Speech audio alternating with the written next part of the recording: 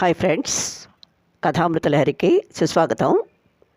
ముందుగా మీ అందరికీ నూతన సంవత్సర శుభాకాంక్షలు. ఈరోజు మరో కొత్త కథ గీతా కారుణ్యం వినిపించబోతున్నాను.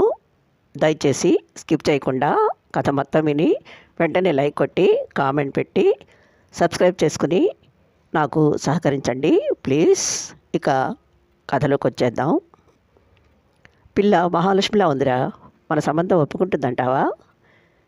కాఫీ కప్పు చేతికి అందిస్తూ అడుగుతున్న తల్లి మొహంలో తారట్లాడుతున్న అనుమానం చూసి, నువ్వేం కంగారు పడకమ్మా, గీతను నీ కోడల్ని చేసే బాధ్యత నాది, సరేనా? చిరునవ్వుతో భరోసా ఇచ్చాడు కారుణ్య. మరుక్షణమే ఆదిత్య తాగుతున్న కాఫీ కప్పు పక్కన పెట్టి ఒక్క ఉదుటన లేచొచ్చి తమ్ముణ్ణి గట్టిగా వాటేసుకున్నాడు. Thank you Karuna, thank you so much. నాకు తెలుసు నువ్వు గీతను తప్పకుండా ఒప్పిస్తావని. నేను అడగాలే కానీ కొండ మీద కోతినైనా తెచ్చి నా చేతిలో పెట్టే లక్ష్మణుడిరా నువ్వు. Really I am very lucky.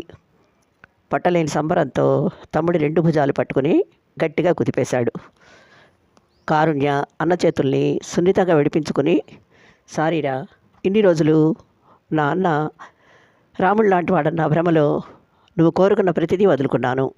కానీ ఆ మర్యాద గౌరవం నువ్వు దక్కించుకోలేకపోయావు. అది కాక అడగగానే తెచ్చివ్వడానికి సీత కోతి కాదు, నిండైన వ్యక్తిత్వం ఉన్న ఆడపిల్ల. తను ఇష్టపడేది నిన్ను కాదని తెలిసి చీప్ ట్రిక్స్ ప్లే చేసి ఇంటికి రప్పించి ఎంత అసభ్యంగా మాట్లాడావో, ఏం ఛాలెంజ్ చేశావో నాకు తెలుసు. సరే, జరిగిందేదో జరిగింది. ఇకనైనా మనసు మార్చుకుని బుద్ధిగా దగ్గరుండి మా పెళ్లి జరిపించి రాముడు లాంటి అన్నం అనిపించుకో, కూల్గా చెప్పాడు. సుమిత్ర అయోమయంగా చూసింది. ఏంట్రా చిన్న, ఏం మాట్లాడుతున్నావు? గీతను చూసింది అన్నయ్య కోసం కదా, ఆ పిల్ల నువ్వు చేసుకోవడం ఏంటి? కారుణ్య అన్నకేసి ఒక్క క్షణం సీరియస్గా చూసి పెదవిరుస్తూ, కాదమ్మా, గీత కోరిక మీద వాళ్ళ నాన్నగారు మిమ్మల్ని పెళ్లి చూపులకి రమ్మన్నది నా గురించి.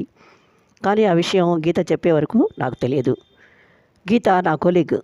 3 ఏళ్లుగా ఒకరిపై ఒకరం ఎంతో ఇష్టం, అభిమానం పెంచుకున్నాం. ఆ విషయం అన్నయ్యకి తెలుసు. అయినా ఆమె మీద అర్థం లేని ఆశలు పెంచుకొని ఏవో పిచ్చి ప్రయత్నాలు చేయబోయాడు. అందువల్లే ఈ పెళ్లి చూపులు నా ప్రమేయం లేకుండా ఒక డ్రామాలా జరిగిపోయాయి. అది తెలియక నన్ను ప్రేమించిన గీత వీడిని ఎలా ఒప్పుకుందో అర్థం కాక నా బాధ ఎవరికీ చెప్పుకోలేక ఈ 4 రోజులు నాలో నేనే ఎంత చిత్రవత అనుభవించానో ఆ భగవంతుడికే తెలుసు. కానీ ఇప్పుడు నన్ను గురించి ఫుల్ క్లారిటీ వచ్చింది. అసలు ఏం జరిగిందో నీకు వివరంగా చెప్తాను.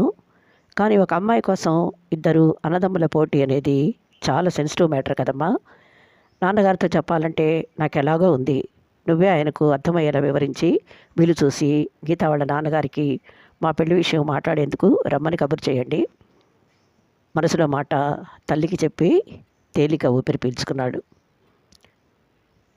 ఎన్నడూ లేనిది తమ్ముడు తన గురించి ఇంత నెగిటివ్గా మాట్లాడేసరికి ఆదిత్యకి కోపం నషాలను కట్టింది. అతన్ని నిలువులా మింగేసేలా చూస్తూ, నీ చిన్న కొడుకు ధోరణి ఏం బాగలేదు మమ్మీ. గీత నాకు చాలా చాలా నచ్చింది. అందుకే నా దాన్ని చేసుకోవాలని ఇంతగా ఆరాటపడుతున్నాను. అందులో తప్పే ఉంది? వీడికి తనతో పరిచయం ఉంది కదా, నచ్చజెప్పి పెళ్లికి ఒప్పిస్తాడని ఎంతో ఆశ పెట్టుకున్నాను. కానీ ఇలా ప్లేట్ ఫిరాయిస్తాడని అస్సలు ఊహించలేదు, ఉక్రోషంగా అన్నాడు. అన్న కోపం చూసి ఎప్పుడు ప్రశాంతంగా ఉండే కారుణ్య మొహంలో గాంభీర్యం చోటు చేసుకుంది. గీత విషయంలో నిన్ను డిసప్పాయింట్ చేస్తున్నందుకు సారీ అన్న. ఇంకా ఈ డిస్కషన్ ఇంతటితో వదిలేద్దాం. నువ్వేం ఫీల్ అవ్వకు. నీ పెళ్ళయ్యే వరకు మా పెళ్ళి వాయిదా వేయడానికి నాకు గీతకు ఎలాంటి అభ్యంతరం లేదు. నో, నేను ఒప్పుకోను. I love her, I want her. తను నాకు దక్కి తీరాల్సిందే. అయినా ఇంతకాలం నేనేం చెప్పినా డూడు బసవనలా తలుపేవాడివి, ఇవాళ ఏమైంది నీకు? అన్న నే ప్రేమ అభిమానం తొంగలో తొక్కి ఇంత సెల్ఫిష్గా ఆలోచిస్తున్నావు? నిప్పులు తొక్కిన కోతిలా చిందులేశాడు ఆదిత్య. ఇప్పుడు నా గురించి నేను ఆలోచించుకోకపోతే పోగొట్టుకునేది మునుపటిలా ఏ షర్టో సైకిలో కాదు, మా ఇద్దరి 100 ఏళ్ల భవిష్యత్తు. సో ఇంకేం మాట్లాడొద్దు. నా నిర్ణయానికి తిరుగులేదు, ఉండబోదు, నిర్మోహమాటంగా చెప్పేసి, సర్లే నాకు కొంచెం పని ఉంది, అమ్మ నువ్వు మాట్లాడుకోండి అనేసి అక్కడి నుంచి తప్పుకున్నాడు. పెద్ద కొడుకు మాట తీరు వాలకం గమనించి తల్లిగా చిన్నప్పటి నుంచి అతడి స్వభావాన్ని కాచి వడపోసిన సుమిత్రకు విషయం సూచాయిగా అర్థమైంది. అందుకే మెల్లగా నచ్చజెప్పే ప్రయత్నంలో, చూడు నాన్న, కరుణ నీకు తమ్ముడైన ఊహ తెలిసిన నాటి నుంచి తను ఎంతో ఇష్టంగా దాచుకున్న వస్తువులను కూడా నువ్వు అడగగానే మారు మాట్లాడకుండా సంతోషంగా నీ చేతుల్లో పెట్టేవాడు. అలాంటిది ఇప్పుడు ఇంత గట్టిగా కాదన్నాడంటే పాపం వాడు గీతను ఎంతగా ఇష్టపడుతున్నాడో నాకు అర్థమైంది. నువ్వు తమ్ముడి మనసు గ్రహించి అన్నగా మర్యాద నిలబెట్టుకుంటే బాగుంటుంది.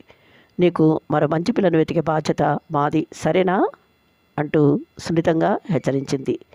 తల్లి తన మనసు అర్థం చేసుకుందన్న నమ్మకంతో నిశ్చింతగా బెడ్రూమ్లో చేరి ఎదురుగా డ్రెస్సింగ్ టేబుల్ మీద గీత ఎంతో ఇష్టపడే అరవిచ్చిన ఎర్ర గులాబీ కింద రెపరెపలాడుతున్న నీలిరంగు కవర్ని మునివేళ్లతో సుతారంగా తెరిచి ముచ్చటగా మూడోసారి చదవడం ప్రారంభించాడు కారుణ్య. ఈ ఎపిసోడ్ ఇంతటితో ముగిస్తున్నాను. త్వరలో మరో ఎపిసోడ్తో మీ ముందుంటాను. అంతవరకు సెలవు. Thank you.